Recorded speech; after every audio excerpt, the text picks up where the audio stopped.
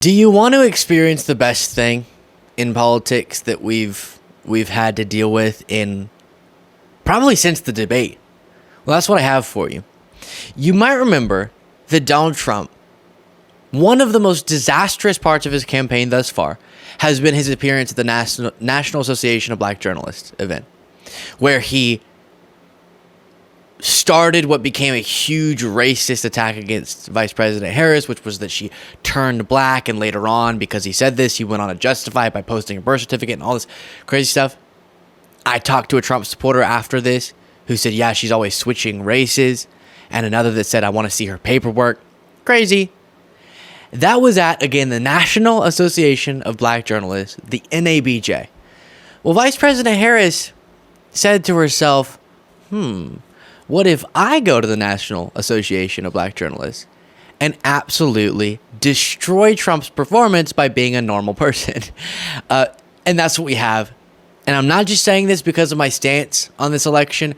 She actually delivered a really effective performance. Before getting to that, a reminder of how it went for Trump first. Okay, so here was him interacting with Rachel Scott. Some of your own supporters, including Republicans on Capitol Hill, have labeled Vice President Kamala Harris, who is the first Black and Asian American woman to serve as vice president and be on a major party ticket, as a DEI hire. Is that acceptable language to you? And will you tell those Republicans and those supporters to stop it? How do you define DEI? Go ahead.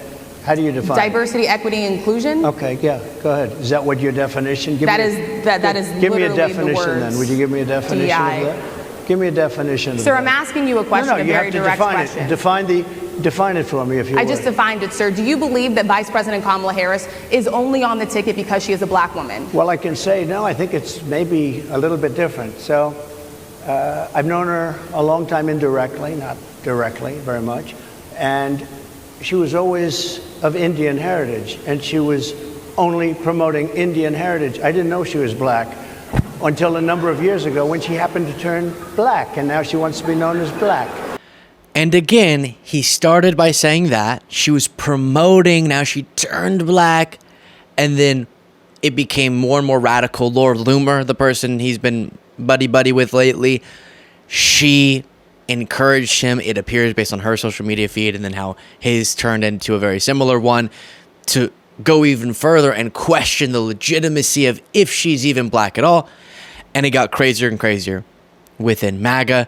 If everyone who watches the show who's not subscribed, just today, just the viewers today who aren't subscribed, who we're gonna watch, click the subscribe button today, we'd hit 1 million subscribers. Pretty crazy based on the analytics.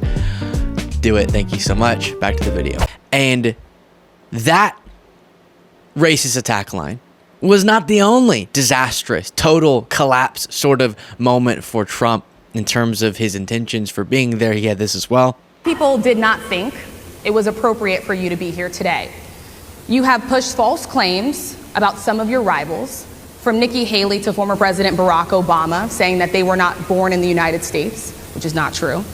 You have told 4 congresswomen of color who were American citizens to go back to where they came from. You have used words like animal and rabid to describe black district attorneys. You've attacked black journalists, calling them a loser, saying the questions that they ask are, quote, stupid and racist.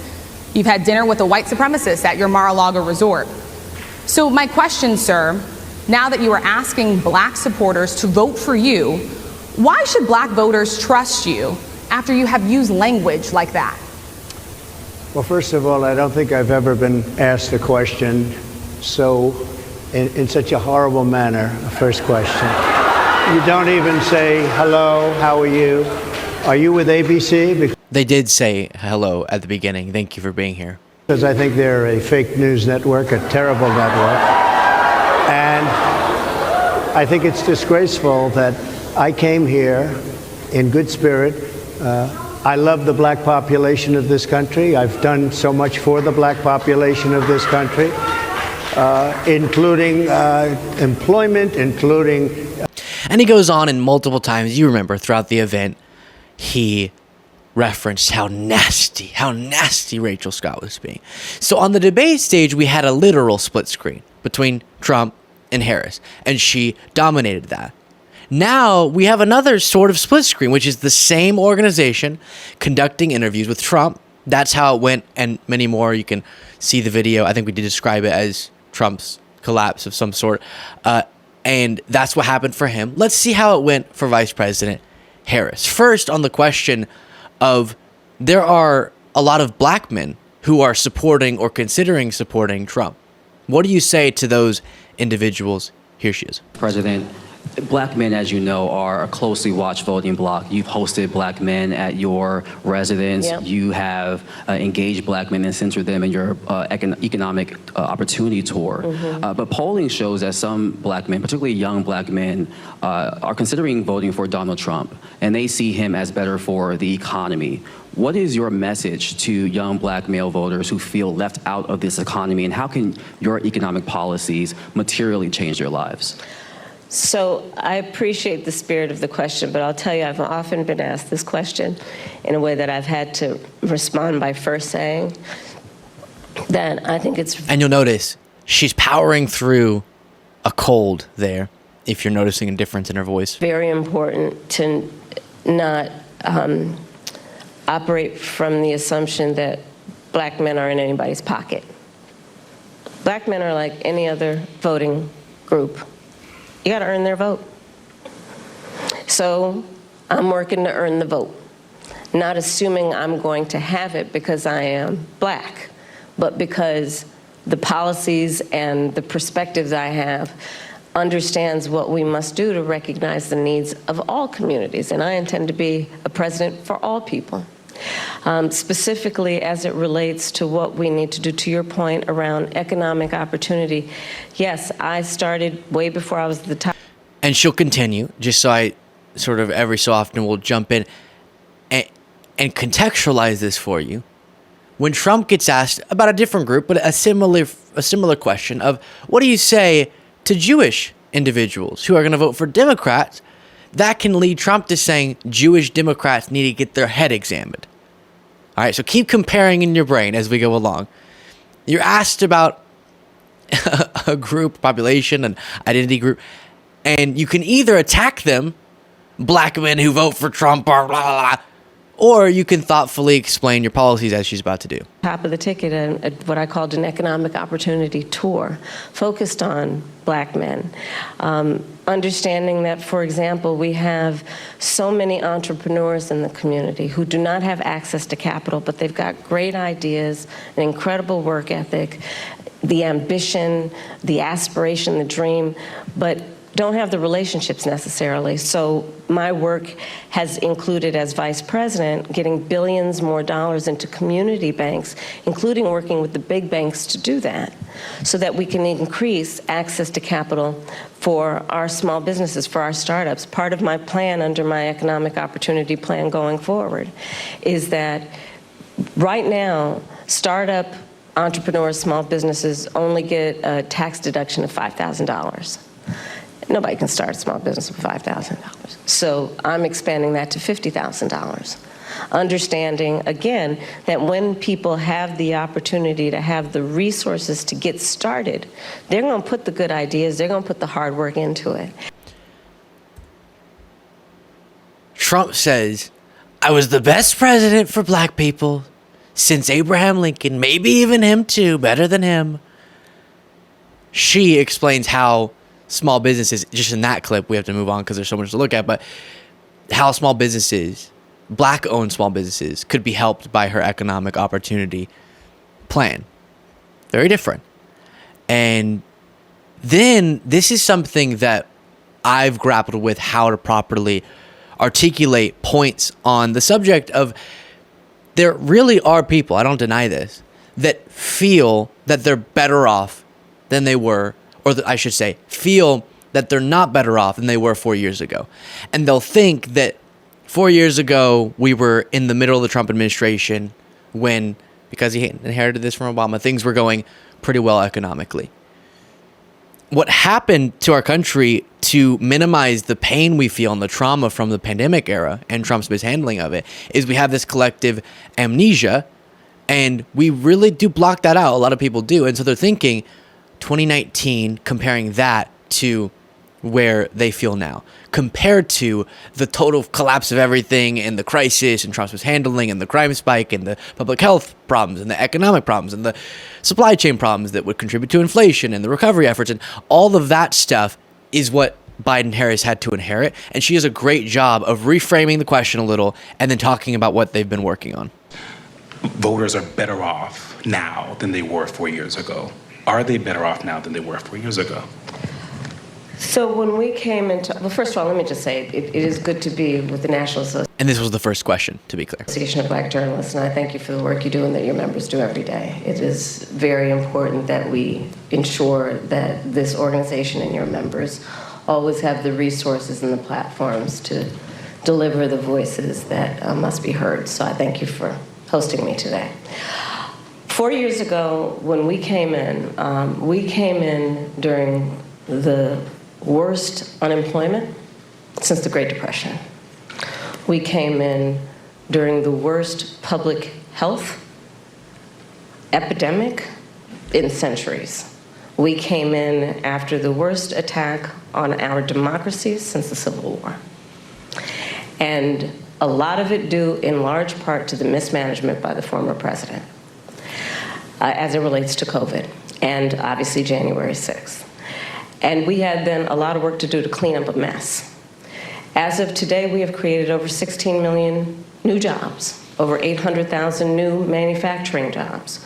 We have the lowest Black unemployment rate in generations.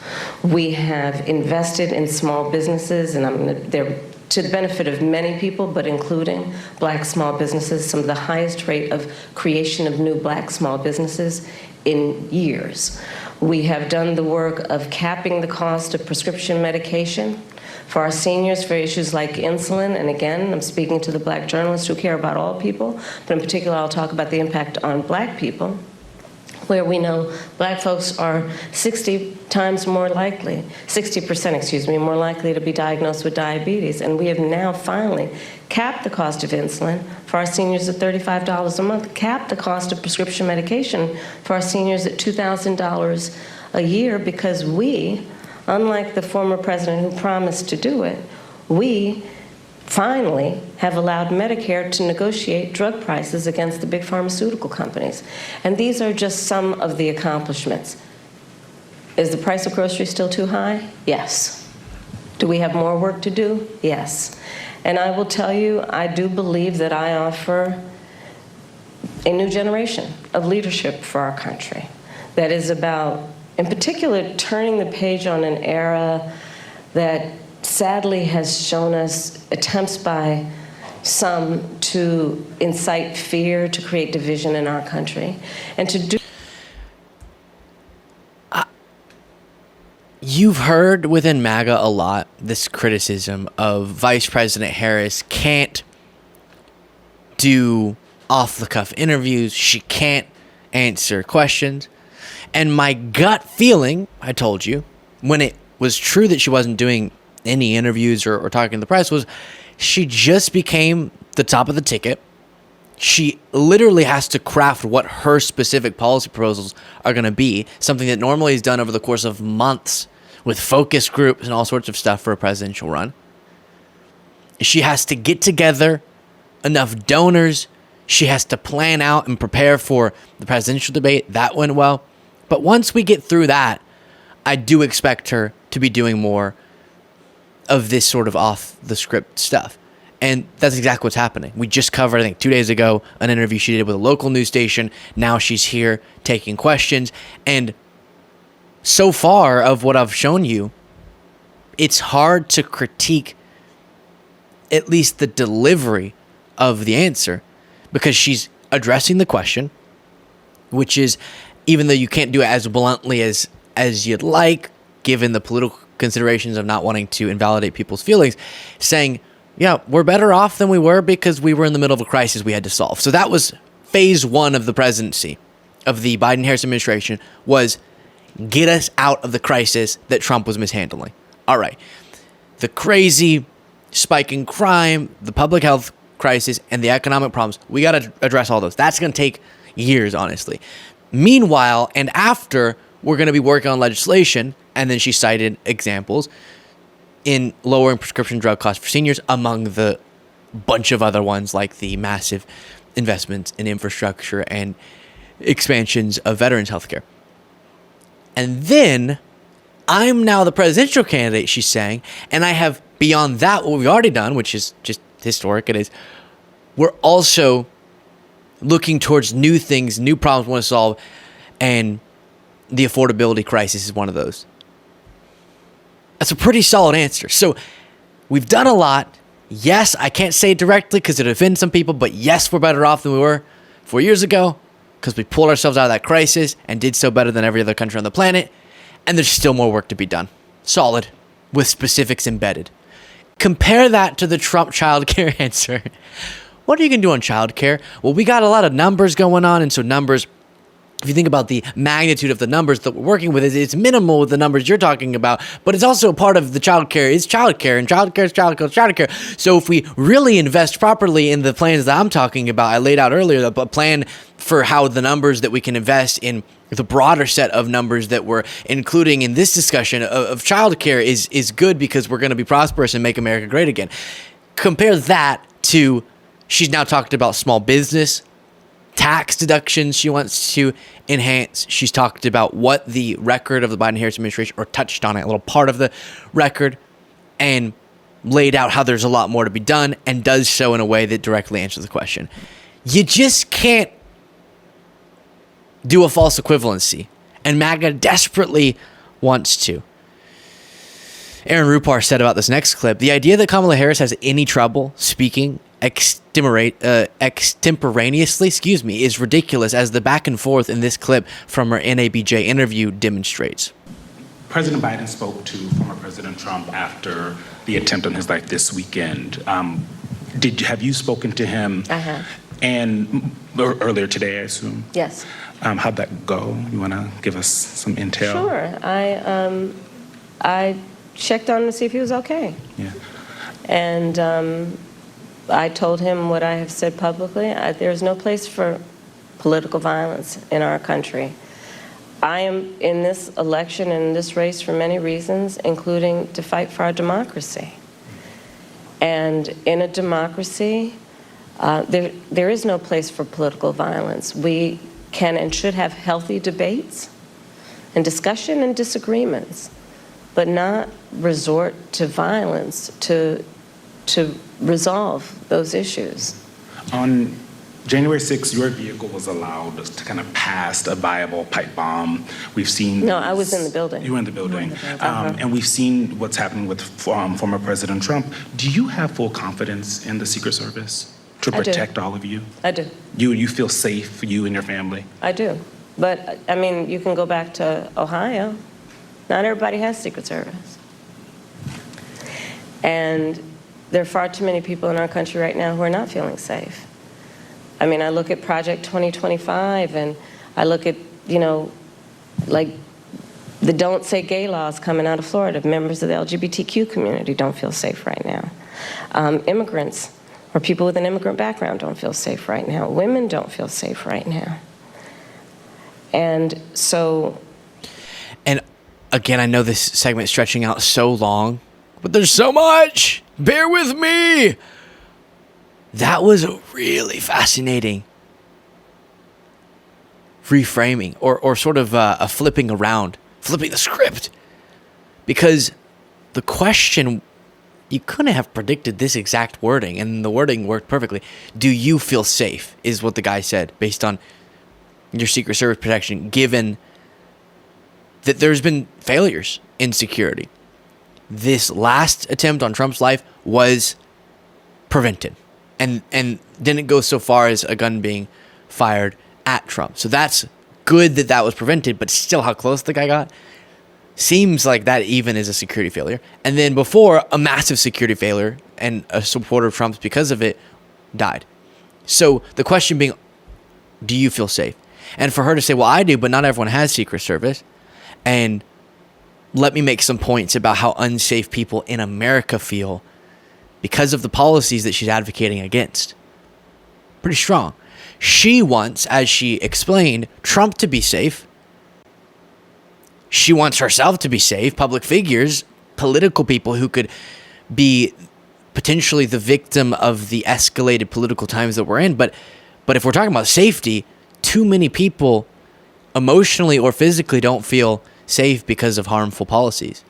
Luckily, people, as it pertains to crime, are safer than they were years ago at the end of Trump's presidency, actually safer than they were than all of Trump's presidency because of crime reduction policies of Biden-Harris and broader trends. But a lot of people don't feel safe. Very, very excellent. Before we conclude, Madam Vice President, the Joyful Warrior has been used to describe You your didn't see that just a campaign. minute ago, though. Okay, I'm back to my joyful part. And your opponent and Republicans have at times weaponized you laughing in campaign ads, for example. Why is joy important to you to insert into this election? And what do you make of Republicans using that as a way to suggest that you're not a serious candidate? Well, sometimes I think, and I'll say to whoever the young people are who are watching this, there are some times when your adversaries will try and turn your strength into a weakness. Don't you let them. Don't you let them. Yeah. And I celebrate, almost, as weird as this sounds, the attacks against Harris over her laugh, because I think it's so counterproductive for the people attacking her over that. I don't want her to be attacked over that because that's ridiculous. But if she's going to, I celebrate the political advantage that gives her, given that criticism is so weak. And not even just weak, it's so counterproductive again. It just, most people see someone laughing and go, oh, that's nice. And then they see MAGA going, why are you laughing? And think, they're probably not the ones I want to side with on this. Because I made this segment go so long, I can't get to her talking about what's going on in Springfield, the attacks against Haitians there, the threats against schools there. All of that came out very effectively. And then talking about the attack on women's health care and the impact of that, recent stories from Georgia. But again, the criticism of she can't take questions and go off the script, that's not true based on this and other examples and the debate, and especially notable the weakness of that MAGA argument, given that we have here the debate was the perfect example, but this is the second best, a perfect split screen. Trump confronted, collapsed intellectually and got super racist, and it was crazy. Harris confronted over why are there people thinking your economic approach hasn't worked for them? Real tough questions. At one point, she did address Gaza, asking about the attacks against her, the attacks against Springfield residents, and some of these questions I actually didn't expect her to get. She handled them great, whereas Trump wasn't able to. She didn't make it about the person. How dare you say that there are people who don't support me? And I should explain why I think they should. She kept it level-headed. And MAGA will say, well, the questions were easier for her. Again, all right, that's sort of up to your judgment. But there's also less difficult. Let me put it this way. When Trump goes to the NABJ, it makes sense that they would just read out to him. Here's a lot of the things that made some of our members think you shouldn't be here today. They didn't become pundits about it. They just said it. Look at all these things you said. You said it, not them. It's not their fault. You can't lash out at someone for reading back to you what you've said, which is what she did. And so, yeah, that's a tough question, I guess, because you're in front of everyone having an answer for your past crazy remarks, but it's not the fault of NABJ. And then here, Harris handling it much better, which is pretty humiliating for Trump when he keeps saying that she's the one who can't do anything like this and I'm the one who can do hard interviews. And at this exact same, not the same venue, but in front of the same organization, two very different performances. Let me know what you thought in the comments. Support the show by clicking the join button below. And if you want election-themed merch with a 30% off promo code Kamala, you can get it by going to lukebeasleymerch.com.